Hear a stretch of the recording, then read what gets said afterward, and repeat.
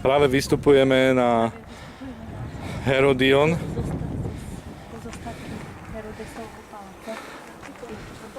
Áno, kde nechal celý kopec vlastne, nie celý, ale vrch kopca zniesť dole a tam si postavil svoj palác. Je to náročný výstup, hodne schodov a krásny výhľad. Už sme skoro hore.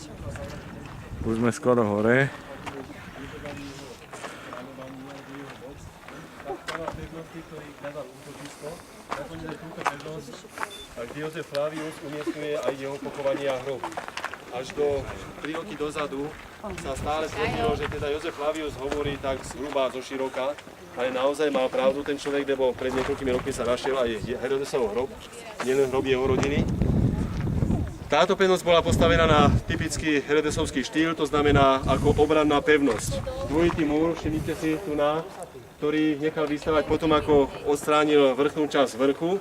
To znamená dvojitý múr dookola s 3 baštami kontrolnými a jedným kontrolným bodom hlavným, ktorý sa rozprestiera alebo nachádza vpravo odo mňa, vľavo od vás, z ktorého je vidieť potom nádherný pohľad na Jordánske údolie, na Mŕtve more a na krajinu pravcov. Tak by som povedal, lebo Abraham, Jakub a Izák, oni vlastne